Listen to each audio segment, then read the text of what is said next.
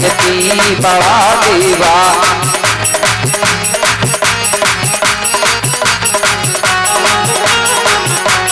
जय सेवा परम सकती बड़ा देवा। जय सेवा परम सकती बड़ा देवा। जय सेवा परम सकती बड़ा देवा। जय सेवा परम सकती बड़ा देवा।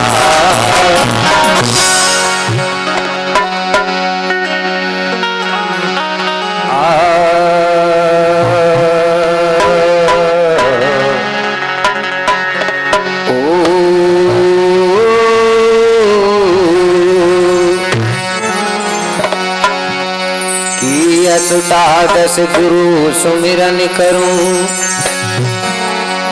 कि अष्टादश गुरु सुमिरन करूं। पुनि लाऊं कुपार को नाम। सदा देव विनती करूं। कि करो सदा कल्याणो। कि अमर कोट महिमा अमित कि पुण्य में तासारो। पतित पावनी नर्मदा की पाप करो नित छाड़ो। कि काय सुनी सतवाहिनी। कि काय सुनी सतवाहिनी की हिंगला जुनिया। कलि कंकालुनि विनती करूं। आज बिगड़ी दैयोरी बनाए। कि बम्बावती बमुलेश्वरी। कि वीर विरासिनु नाम। और बिंदु वासिनी लाज रखो मां। कि पूरन करियो सब काम। कि शंभु गौरकुली तुरा। कि शंभु गौरकुली तुरा। कि जाय जयंतर महिपाल। गुरुदेव गण धनवंतुरी। कि जय जय सेवाभिमालो। हे परम शक्ति, हे पंच तत्व प्रापेन, पांचों खंड धरती के राजा शंभु गौरा, धर्म गुरु पहादी पारी को पारलिंगो बाबा और क्रांति की देवी राय जंगो माता और कालंकों को काटने वाली माता कली कंकाली दाई, मैं आपको कोटि कोटि बंदन सेवा जोहार करता हूँ। आप मुझे ऐसी शक्ति देना, ऐसा ज्ञान देना, जिससे कि मैं धरती पर रहने वाले समस्त जीव प्राणियों के हित के लिए, समस्त सगा समाज की भलाई के लिए सबको सतमार्ग बता सकूं और सबका जीवन को सुखमय बना सकूं, ऐसा मुझे ज्ञान देना बाबा। मैं आपको कोटि कोटि बंदन सेवा जोहार करता हूं। बोलिए शंभु गौराना। यहाँ पर बैठी हुई सगा समाज होता, बहुत बहुत धन्यवाद आप सबको। शंभु शेख बाबा और गौरादाई सद्बुद्धि दे, सद्ज्ञान दे, सतमार्ग दे, सबका परिवार सदा सुखी रहे, यही आपके लिए कामना करता हूँ और आपको आगे ले चलता हूँ। धन्यवाद।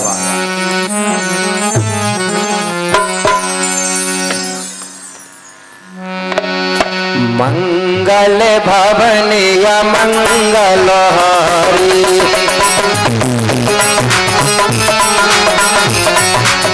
मंगल भवन या मंगल हारी।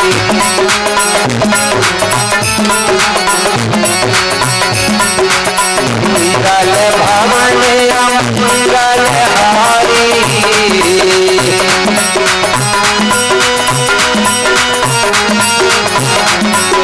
मंगल भवन या मंगल हारी।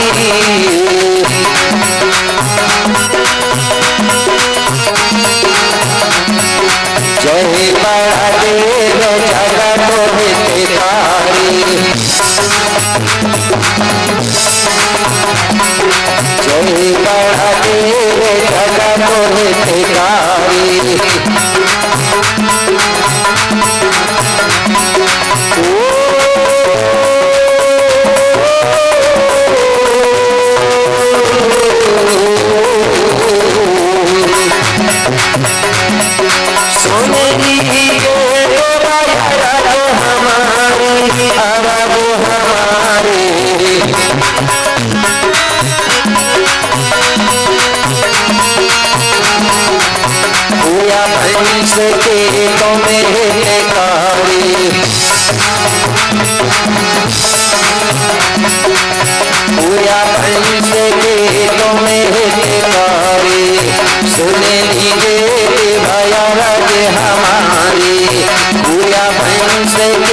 भक्तों में हितकारी, सुन लीजिए देवाया राज हमारे। ये सज्जनों, अब ले चलता हूँ आपको। कल हमने जहाँ पर गाथा को रोका था, विराम दिया था, वहीं से फिर मैं प्रारंभ करने जा रहा हूँ। तो सबको याद होगा कि कल मैंने आपको बताया था जीव जगत की उत्पत्ति, कि हमारा जन्म कहाँ से हुआ, उस स्थान को हम किस नाम से जानते हैं। अगर कोई पूछेगा हमसे कि गोंडों का जो जन्म स्थल है उसको हम किस नाम से जानते हैं, किसको पता है, अगर पूछेंगे कोई तो आप लोगों को पता होना चाहिए। क्या बताओगे? कल मैंने ये बात बताया है, गोंडों का जो जन्म स्थल है उसको किस नाम से जाना जाता है। एक बार हाथ उठा के बताएंगे किसको मालूम है कहाँ हुआ था हमारा पहला जन्म। बस, और भूल गए?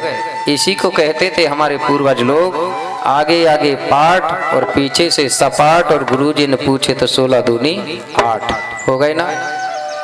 याद रखना, हमारा जो जन्म स्थल है उसे हम अमरकंट का टीला बोलते हैं, अमरकोट का टीला।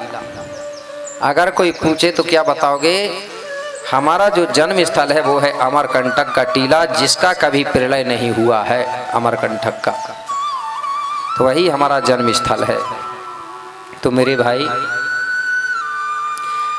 अमरकंटक में जो सल्ला गांगरा थे, दाऊदाई शक्ति, सल्ला गांगरा से आंधी रावण सुकमा पेरी हुए, सुकमा पेरी से गढ़ाधिपति गढ़ सेविका का जन्म हुआ। इस प्रकार से धीरे धीरे हमारा वंश बेल अमरकोट के टीला से फैलते गया। हम लोग अमरकोट के टीला के आसपास रहने लगे, धीरे धीरे विस्तार बढ़ते गया तो हम पूरी धरती में रहने लगे। लेकिन उस समय हम लोग मकान बनाना नहीं जानते थे, खेती किसानी करना नहीं जानते थे, कपड़े का आविष्कार नहीं था। हम लोग खोए खंडारों में रहते थे, गुफाओं में रहते थे, और जानवरों की छाल से अपना तन ढकते थे और पेड़ पौधों के पत्ते से तन ढकते थे। उस समय कोई व्यवस्था नहीं थी कि कौन हमारा राणा लगेगा, कौन नानी लगेगी, कैसे विवाह करना है, ये कोई व्यवस्था नहीं थी उस समय। जानवर और हम में कोई अंतर नहीं था। लेकिन फिर व्यवस्था बनी कैसे? जैसे कि आज हमारा रिश्ता चलता है, ये नाना लगेगा, ये मामा लगेगा, ये काका लगेगा, चाचा लगेगा, काकी लगेगी, ये रिश्ता चलता है आज। तो ये व्यवस्था बनाने वाला गुरु कौन है, उसी गुरु के बारे में मैं आपको बताने जा रहा हूँ। क्यों कि हम लोग उस व्यवस्था को मानते हैं, तो उस व्यवस्था को बनाने वाला गुरु के बारे में भी हमको जानना चाहिए। तो गुरु कौन है जिसने हम समस्त समाज की व्यवस्था बनाया है, चाहे वो कोई भी समाज हो, सबका गुरु वही था, एक था। वो कौन गुरु है, उसी के बारे में मैं आपको बताने जा रहा हूँ। तो आप लोग बड़े ध्यान से सुनिए। कैसे?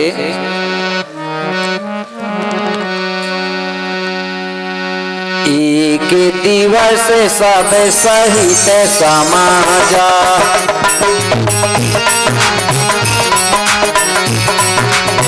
एक दिवस सब सहित समाजा,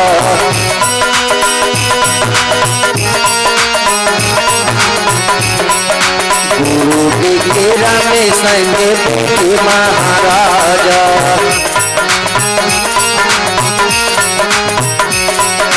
गुरु विकिरण में संगे बैठे महाराजा, एक दिवस सब सहित समाज। एक समय की बात है, गोंड राजा बीरसा यात्राम जी चंद्रपुर चांदागढ़ के अपने गुरु विक्रमदेव के साथ अपनी समस्त सगा समाज सहित बैठे हुए थे। उसी समय गोंड राजा बीरसा यात्राम जी अपने गुरु विक्रमदेव के सामने हाथ जोड़कर खड़ा हो गया और क्या बोला? गुरुदेव, आपसे मैं निवेदन करता हूं कि हम गोंडियन लोग हैं और हमारी जो सामाजिक व्यवस्था बनाने वाला गुरु कौन है? कैसे पूछ रहा है कि गोंडी धर्म गुरु कौन था और किसने व्यवस्था बनाया? गुरुदेव, गोंडी धर्म गुरु कौन था और किसने व्यवस्था बनाया, अरे वही गाथा बतलाइए सुनने हेतु मनोहर साया, वही गाथा बतलाइए अरे सुनने हेतु मनोहर साया।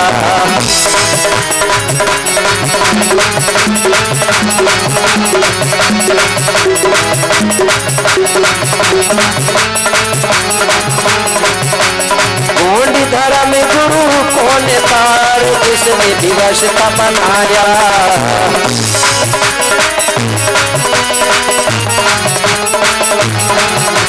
वही गाथा बतलाई अरे सुनने हेतु मनोहर साया।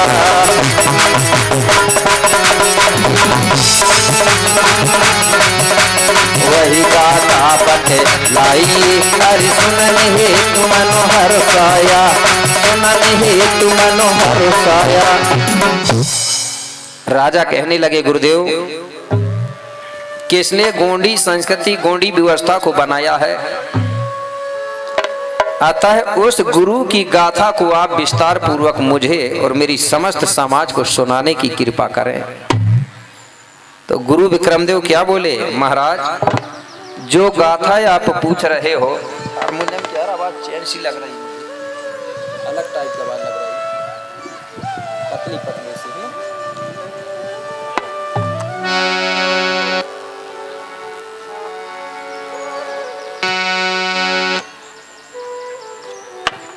हेलो। तो गुरु विक्रमदेव कहने लगे राजा सुनो,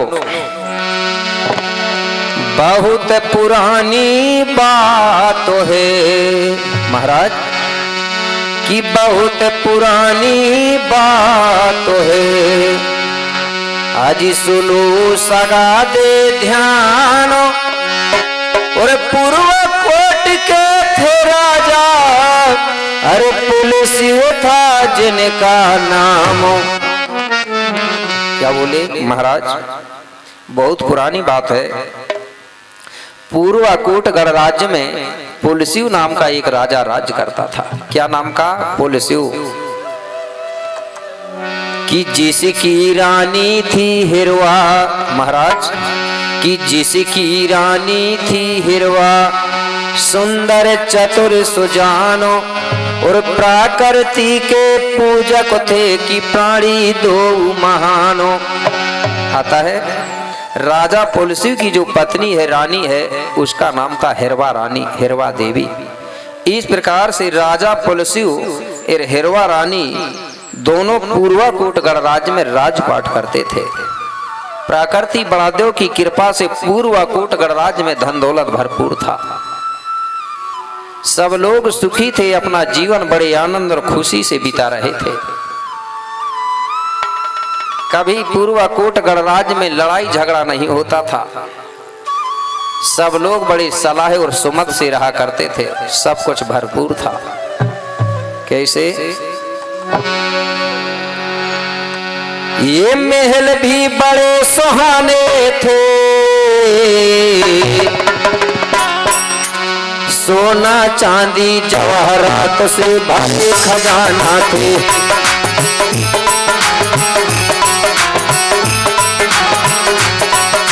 सोना चांदी जवाहरात से भरे खजाना थे।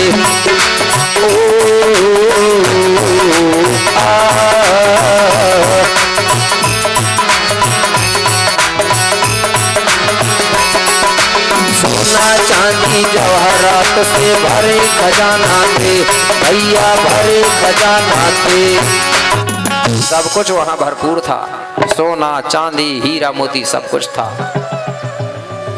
और इसलिए सभी लोग सुखी थे।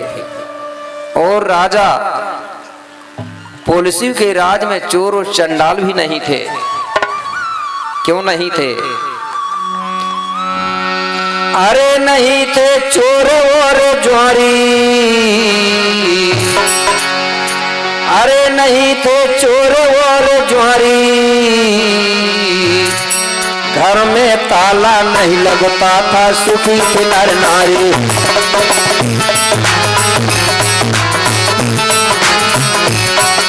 घर में ताला नहीं लगता था सुखी थे नर नारी।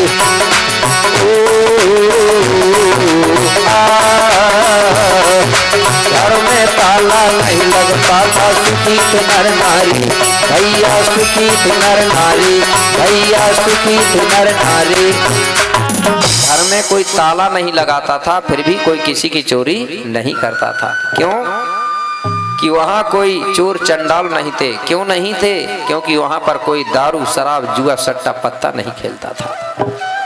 जहाँ पर जुआ सट्टा दारू शराब होती है वहीं पर चोर और चंडाल पैदा होते हैं। तो मेरे भाई, राजा पुलसू के राज की बड़ी सुंदर व्यवस्था थी, इसलिए वहाँ की प्रजा सुखी थी और अपना जीवन बड़े आनंद और खुशी से बिता रही थी। उस समय हमारे लिए कोई मनोरंजन का साधन वहां नहीं था।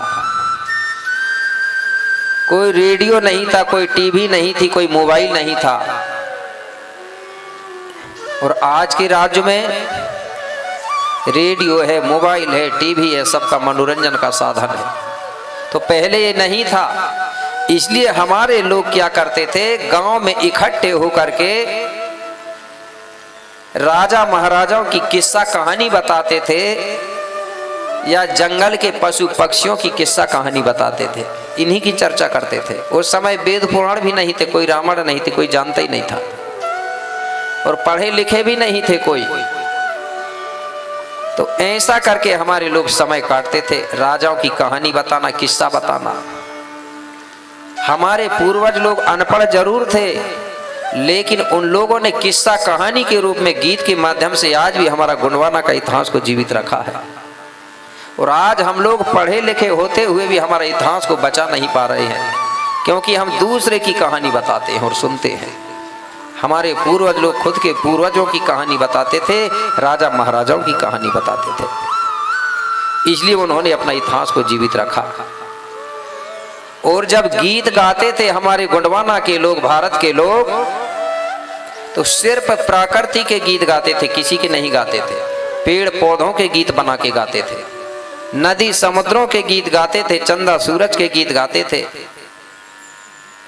अब कैसे गाते रहे होंगे? पुस्तक नहीं थी उस समय। हमारे पूर्वज लोग इतने ज्ञानी थे कि वो देख करके और तुरंत गीत बना लेते थे, पेड़ पौधों को देख के गीत बना लेते थे। अब कैसे बनाते थे, कैसे गाते थे, मैं आपको बता रहा हूँ, ठीक है? पहले गीत बता दूं, वहां की जो प्रजा थी वो कैसे गीत गाती थी।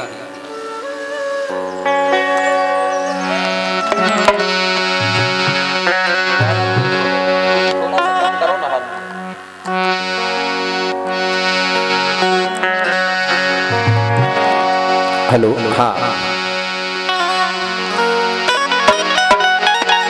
कि धरती दाई तो है बंदने करूं,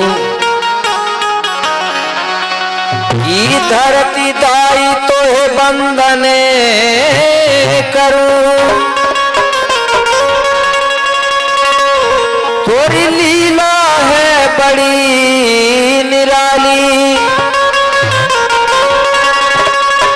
और शाम सवेरे अन्न देते है कि भोजन से भर भर थाली। देती है कि नहीं देती है? सभी को देती है ना। कब देती है धरती दाई? भोजन से भर भर के थाली। जब हम सुबह से शाम तक उसकी सेवा करते हैं तब देती है। और ये धरती कैसी है कि जात पात का भेद नहीं,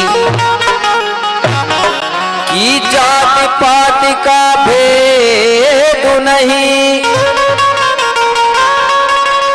आज सबसे है बराबर प्यार। और जय जय धरती दाई की जय जय सेवा जोहारो। और गीत कैसे गाते थे?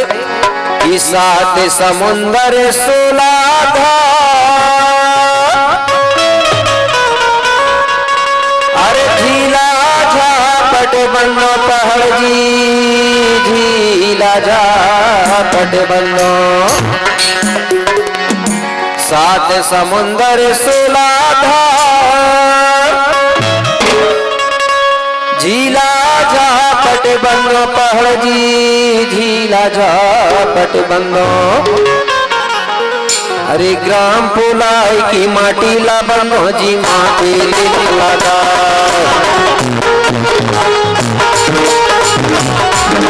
अरे ग्राम पुलाई की माटी ला बंदो जी माटी लगा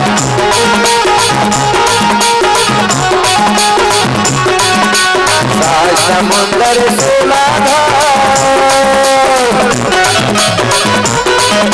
समुंदर सोला झीला झापट बंदा पहाड़ ग्राम पुलाई माटी ला माथे तिलक लगा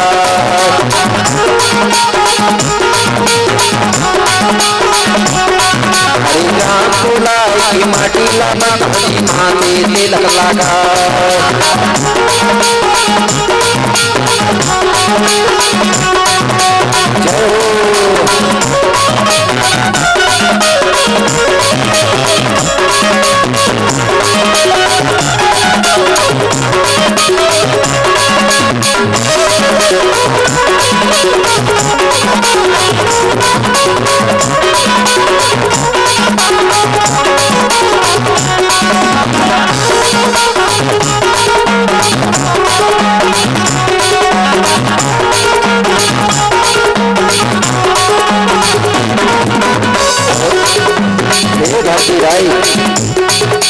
तोरी गोद में गंगा नहावता निर्मल जल में नहावे उदाई निर्मल जल में नहावे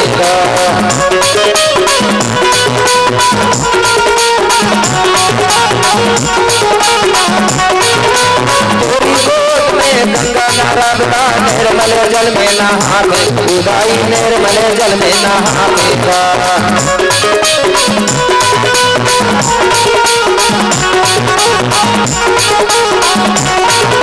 में फूले फूल में तू हमें पूछे कहा में उदाई तू हमें पूछे कहा में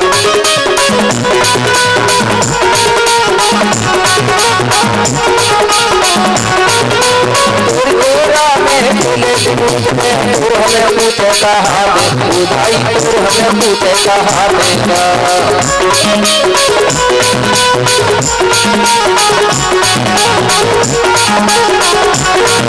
समुंदर सोला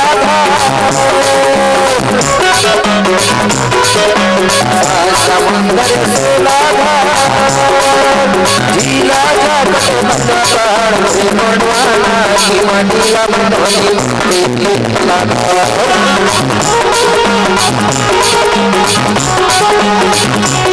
गोंडवाना की माटी ला बंदोनी माथे लगा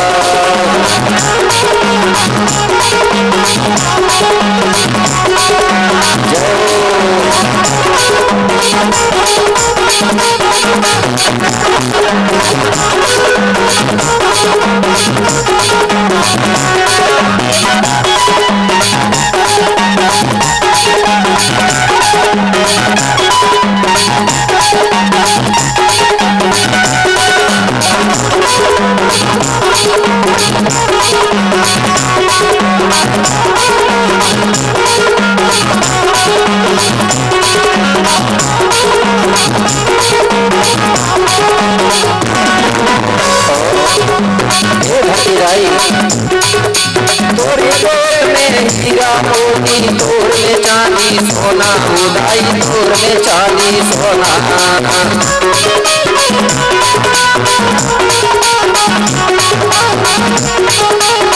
तोरी पेट में हीरा मोती तोर में चांदी सोना उदाई तोर में चांदी सोना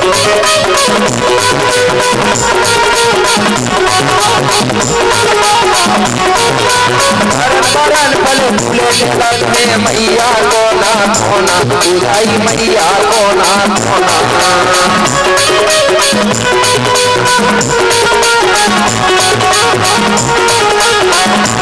बरन फल फूले जगत में मैया को ना खोना उदाई मैया को ना खोना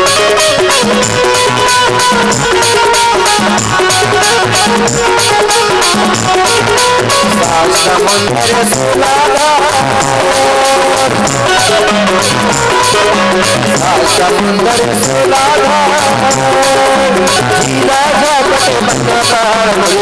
गर्मी माटी लगी लगा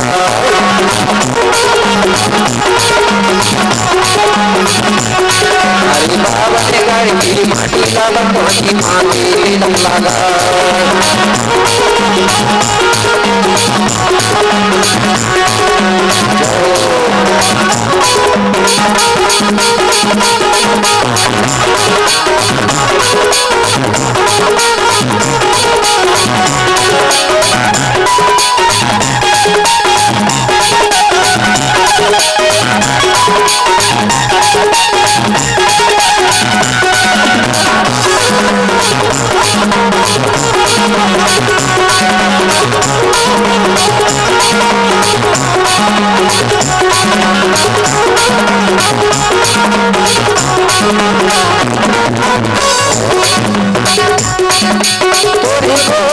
जन्म लए माई योगी महाराज मुदाई योगी महाराज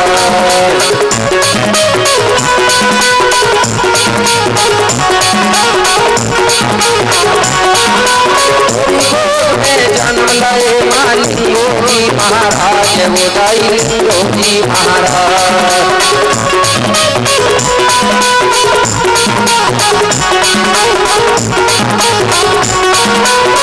सेवा करे पवन जीते राजा संग्राम साय मुदाई राजा संग्राम साय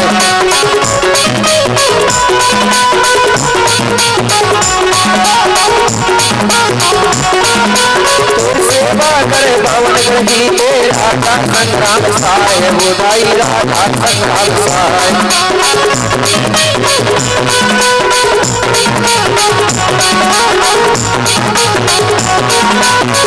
समुंदर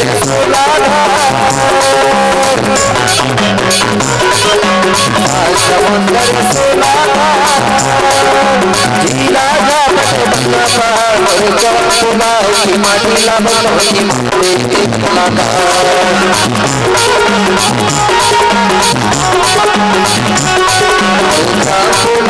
माटी लगा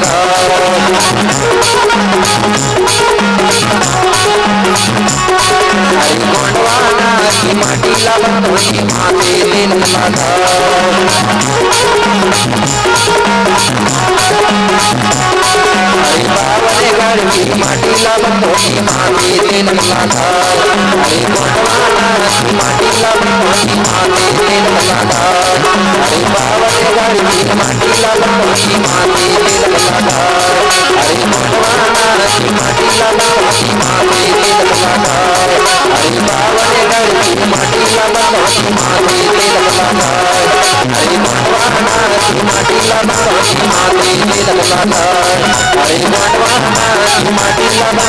माटी दिन लगा बोलिए धरती दाईना। इस प्रकार से पूर्व कूट गणराज की जो समाज है वो प्राकृतिक धरती दाई के गीत गाती थी, अपना मनोरंजन करती थी और अपना समय बिता रही थी। आगे क्या हुआ कि राजा के पास सब कुछ भरपूर था, धन दौलत, नौकर चाकर, सोना चांदी, हीरा मोती सब कुछ था।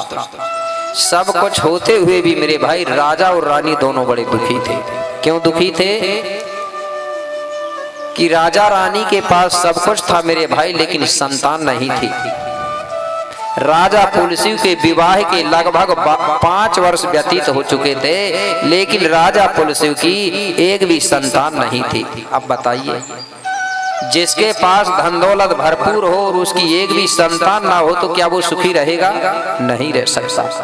अगर हमारे पास धन है तो हमारे पास जन भी होना चाहिए। राजा कहता था कि बड़ा देव की कृपा से मेरे पास धन दौलत भरपूर है, लेकिन संतान नहीं है, लड़का नहीं है। मेरे मरने के बाद ये पूर्वकोट गणराज्य का राज कौन चलाएगा? ये राज का संचालन कैसे होगा? ये बात सोच सोच करके राजा पुलसिव बड़ा दुखी था। इस प्रकार से राजा रानी दोनों अपना जीवन बड़े दुख के साथ बिता रहे थे। कैसे? बिन संतान दुखी ते दो प्राणी,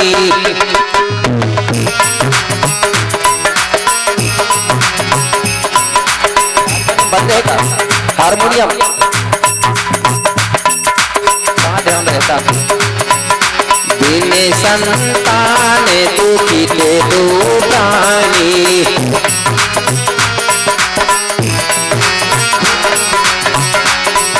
बिन संतान दुखी ते दो प्राणी,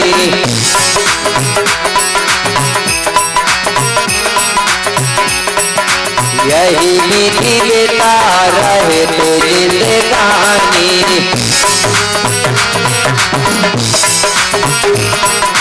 यही विधि बेटा रहे तो जिंदगानी, जिंदगानी।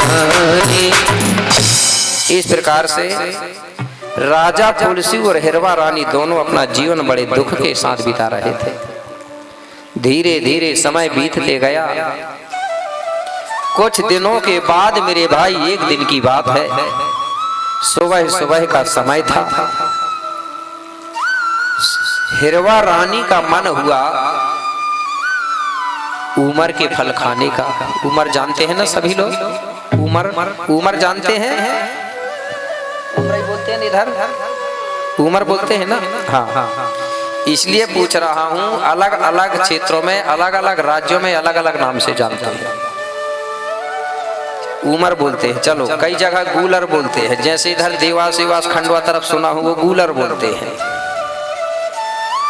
इधर उमर बोलते हैं। और जहाँ गोंडी क्षेत्र है वहाँ तोया बोलते हैं, ठीक है। और छत्तीसगढ़ी क्षेत्र में, छत्तीसगढ़ राज्य में डूमर बोलते हैं। इसलिए पूछ रहा था कि भाई आपके इधर क्या बोलते हैं? उमर ही बोलते हैं ना। तो जो रानी हिरवा है उसका मन हुआ एक दिन उमर के फल खाने का। क्या? उमर के फल खाने का मन हुआ। तो हिरवा रानी के यहाँ मतलब घर में एक पिंजड़े में तोता पला हुआ था, मिट्ठू। तो रानी हिरवा ने क्या किया, वो मिट्ठू वाले पिंजड़े को उठाई सुबह सुबह और उमर के फल खाने के लिए घर से निकल गई। अब रानी हिरवा वो पिंजड़े को टांग के चलते चलते कहाँ पहुंची? नदी के किनारे। तो नदी के किनारे में ढेर सारे उमर के पेड़ लगे हुए थे जो पके थे, फले और पके हुए थे। हिरवा रानी ने क्या किया, वो पिंजड़े को जमीन पर रख दिया और पिंजड़े के दरवाजा खोली तो पिंजड़े के अंदर से तोता निकला और उमर के पेड़ की डाली में जाके बैठ गया और अपनी चोंच को ऐसा लिया और चोंच से उमर के फल तोड़ तोड़ करके जमीन पर गिराने लगा। रानी हिरवा उन फलों को उठा उठा करके खाने लगी और अपनी भूख मिटाने लगी। इस प्रकार से तोता फल गिरा रहा है और रानी हिरवा उन फलों को उठा उठा कर खा रही है और अपनी भूख मिटा रही है। कुछ देरी के बाद में हुआ क्या, अचानक वहां पर एक काला नाग आया। सर्प, नाग देवता, भुजंग, गोंडी में तड़ास बोलते हैं। वो नाग देव आया मेरे भाई और जिस पेड़ पर तोता बैठा था उसी पेड़ पर वो नाग देव चढ़ने लगा। तोता ने नीचे की तरफ देखा, मतलब नाग देव को देखा तो तोता डर गया, घबरा गया। तुरंत तोता वहां से उड़कर के भागा और अपने पिंजड़े में जाके घुस गया। अब रानी हिरवा ने देखी कि तोता भाग आया। क्यों भाग आया? रानी पेड़ के तरफ देखती है तो उस पेड़ पर नागदेव चढ़ रहा था। रानी समझ गई कि नागदेव के डर से तोता भागा है। बोले ये नागदेव ने मेरा पूरा काम बिगाड़ दिया, अब मेरे लिए फल कौन गिराएगा, मैं क्या खाऊंगी। ऐसा करके रानी हिरवा पछताने लगी। थोड़ी देर के बाद में नागदेव ऊपर चढ़ा मेरे भाई और अपनी पूंछ को ऐसा लिया और पूंछ से उमर के फल तोड़ तोड़ कर जमीन पर गिराने लगा। कौन? नागदेव पूंछ से गिराने लगा। अब रानी हिरवा देख रही है और नागदेव पूंछ से फल गिरा रहा है। तोता पिंजड़े के अंदर से बोलता है, बोले रानी ये जो नागदेव है, बोले ये बाबा शंभू बाबा भोलेनाथ के गले का हार है। ये नागदेव तुम्हारे लिए ही फल गिरा रहा है। रानी तुम उठा उठा कर खाइए और अपनी भूख मिटाइए। रानी कहने लगी, तोता नागदेव में जहर होता है, अगर मैं इन फलों को खाऊंगी तो इन फलों में जहर लग गया होगा, मैं मर जाऊंगी, इसलिए मैं बिल्कुल नहीं खाती। तोता कहने लगा पिंजड़े के अंदर से, रानी तुम कितनी भोली हो, तुमको इतना भी पता नहीं है क्या नागदेव के मुख में जहर होता है, पूंछ पे नहीं होता, इसलिए वो पूंछ से गिरा रहा है। रानी तुम इन फलों को खाइए और अपनी भूख मिटाइए। रानी अगर तुम इन फलों को खाओगी तो आपको बाबा शंभू भोलेनाथ का वरदान मिलेगा, क्योंकि ये जो नाग है ना, ये बाबा शंभू ने पहुंचाया है, वो उसके गले का हार है। तुम खाओ और अपनी भूख मिटाओ। रानी कहने लगी, कैसे वरदान मिलेगा? तोता कहने लगा, रानी तुम्हारे विवाह के लगभग 5 वर्ष बीत चुके हैं, लेकिन तुम्हारी एक भी संतान नहीं है। अगर तुम इन फलों को खाओगी तो बाबा शंभू आपको वरदान देगा, तुमको कहीं ना कहीं पुत्र जरूर मिलेगा, तुमको पुत्र की प्राप्ति होगी, ये वरदान मिलेगा। रानी कहने लगी, तोता तुम सही कह रहे हो? तोता कहने लगा, हाँ रानी मैं सही कह रहा हूँ, आप विश्वास करिए और इन फलों को खाइए, चाहे आपको कहीं मिले लेकिन पुत्र जरूर मिलेगा। तोता की बात सुनकर को रानी को बड़ा विश्वास हुआ। हिरवा रानी ने तुरंत शंभू बाबा और गौरा दाई का ध्यान किया, सुमरन किया, शंभू गौरा का नाम लिया, और जो नागदेव फल गिरा रहा था उन फलों को रानी तुरंत उठा उठा के खाने लगी और अपनी भूख मिटाने लगी। इस प्रकार से नागदेव फल गिरा रहा है और रानी हिरवा उन फलों को उठा उठा कर खा रही है और अपनी भूख मिटा रही है। इस प्रकार मेरे भाई रानी ने खूब फल खाई और फल खाने के बाद रानी ने फिर तुरंत तोता वाले पिंजड़े को उठाई और धीरे धीरे चलते चलते घर पहुंची। वहां जाकर के राजा पुलसिव से ये सारा समाचार सुनाई। राजा पुलसिव ने जैसे ही सुना मेरे भाई, तो राजा पुलसिव कहने लगा, रानी अगर शंभू बाबा का आपको वरदान मिला है तो मुझे पूरा विश्वास है कि हमको पुत्र जरूर मिलेगा, क्योंकि शंभू बाबा अगर किसी को वरदान देता है तो बाबा शंभू का वरदान कभी फेल नहीं होता, वो मिलके ही रहता है। तब तो लोग कहते हैं सब तो दानी है, लेकिन बाबा शंभू अटल वरदानी है, बोले उनका वरदान कभी फेल नहीं होता। मुझे पूरा विश्वास है रानी, हमको चाहे कहीं मिले लेकिन पुत्र जरूर मिलेगा। अब राजा रानी दोनों प्रतिदिन बाबा शंभू और गौरा का सुमरन ध्यान कर रहे हैं, रोज समय का इंतजार करने लगे कि हमको पुत्र कब मिलेगा।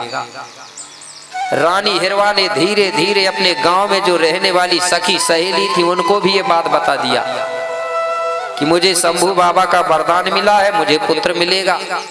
ऐसा करके रानी ने अपनी सखी सहेलियों को भी ये बात बता दिया था। धीरे धीरे समय बीतने गया।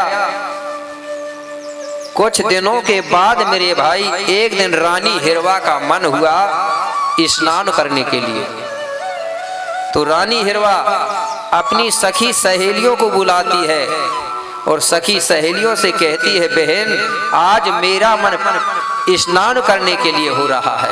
तो बोले, बहन तुम तैयार होकर के मेरे साथ चलो। कहाँ? तो रानी क्या बताती है, बोले बहन सुनो, पेंडर गंगा चलोरी नहाने,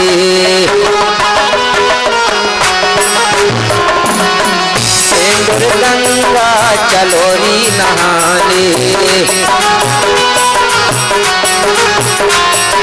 चलोरी नहाने सखी चलोरी नहाने।